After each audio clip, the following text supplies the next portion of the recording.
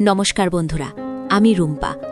আজ আমি আমার জীবনের এমন এক গোপন অধ্যায় তোমাদের সাথে শেয়ার করতে যাচ্ছি, যা শুনলে হয়তো তোমরা আমাকে ঘৃণা করবে, অথবা কেউ কেউ হয়তো আমার একাকিত্বটাকে অনুভব করতে পারবে।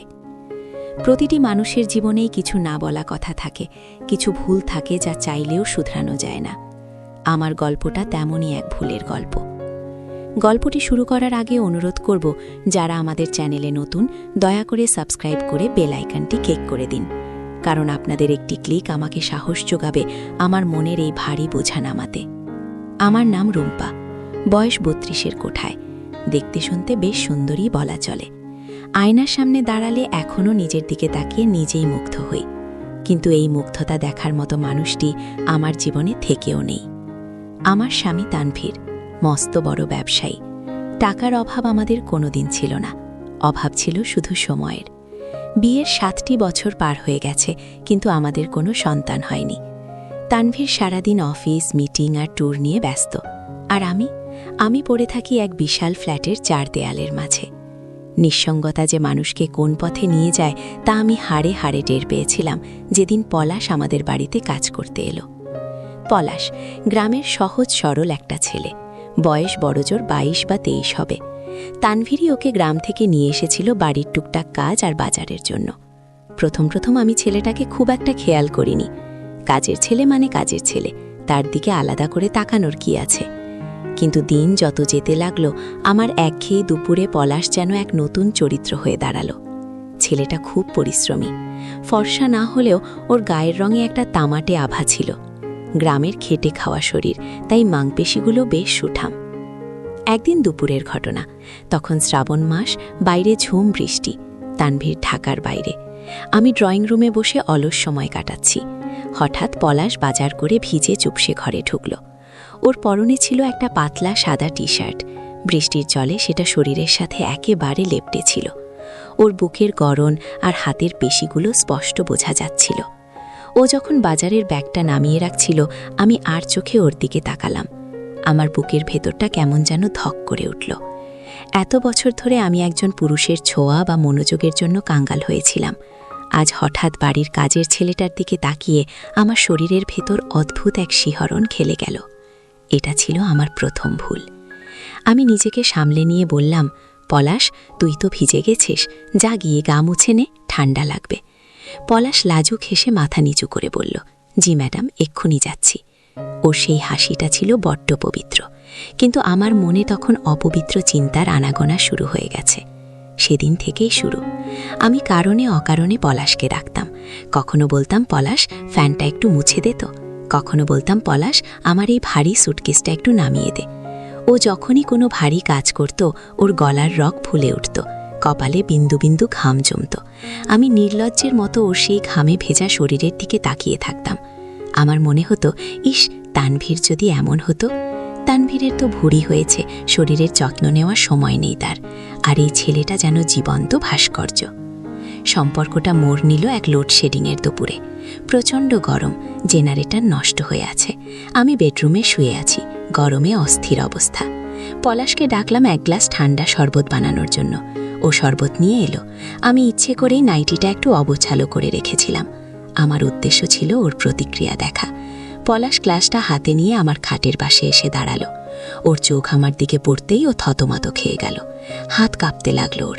গ্লাসটা আমি নিতে গেলাম, আর ইচ্ছে করেই আমার আঙুল ওর আঙুলের সাথে ছুঁয়ে দিলাম। একটা ইলেকট্রিক শক খাওয়ার মতো ও হাতটা সরিয়ে নিল।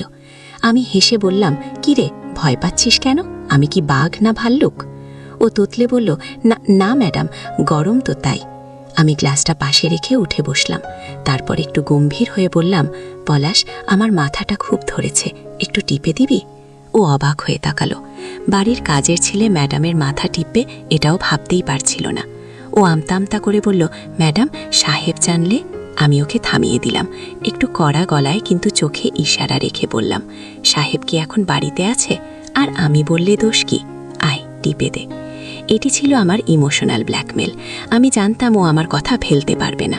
ও ভয়ে ভয়ে খাটের একপাশে এসে বসল। ওর শক্ত খসখসে হাত দুটো যখন আমার কপালে ছোঁয়ালো, আমার সারা শরীর যেন অবশ হয়ে আসছিল। ওর হাতের স্পর্শে যে এত জাদু আছে তা আমি জানতাম না। আমি চোখ বন্ধ করে ফেললাম। আমার নিঃশ্বাস ভারী হতে শুরু করলো। আমি ফিসফিস করে বললাম, পলাশ, তোর হাতগুলো খুব সুন্দর। গ্রামের ছেলেরা বুঝি এত শক্তিশালী হয়?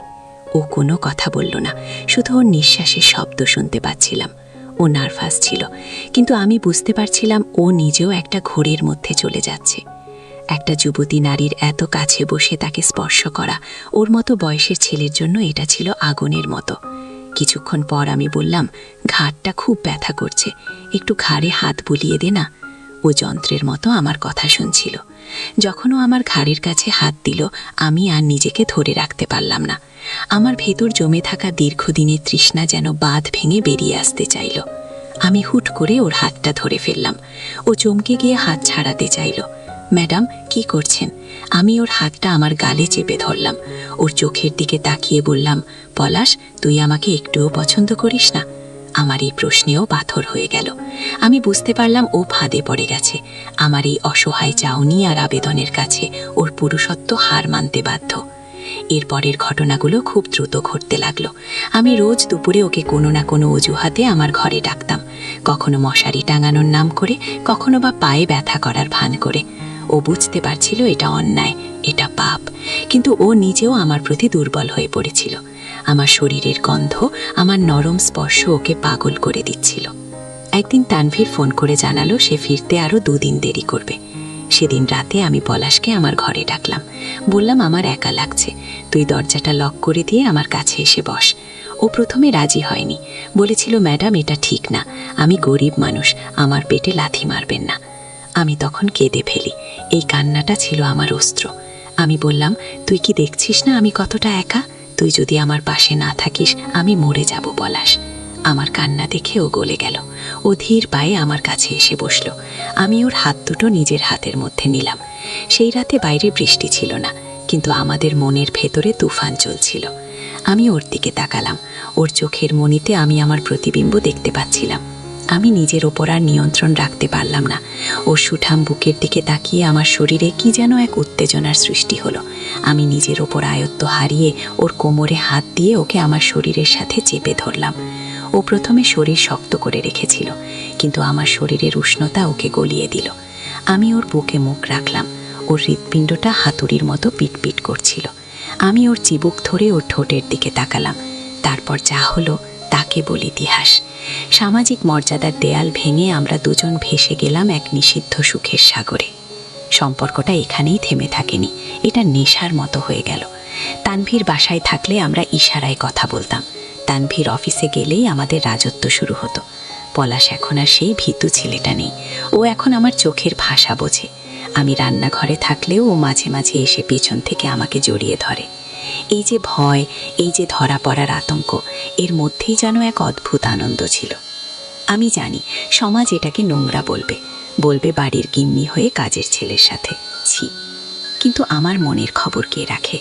আমার শরীরের চাহিদার খবর কে রাখে? পলাশ আমাকে সেই সম্মান দেয়নি হয়তো, কিন্তু ও আমাকে নারী হিসেবে অনুভব করিয়েছে।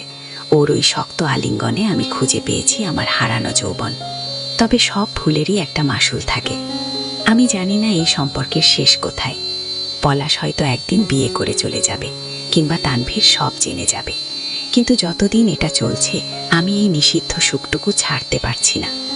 বিবেকের দংশন আমাকে কুড়ে কুড়ে খায়, আবার পলাশের শরীরের গন্ধ আমাকে মাতাল করে দেয়। আমি এক দোলাচলের মধ্যে আছি। বন্ধুরা, আমার এই গল্পটা শোনার পর হয়তো আপনারা আমাকে ধিক্কার দেবেন, কিন্তু বিশ্বাস করুন, পরিস্থিতি মানুষকে অনেক নিচে নামিয়ে দেয়। আমি শুধু চাইলাম আমার ভেতরের জমানো কথাগুলো বলে একটু হালকা হতে।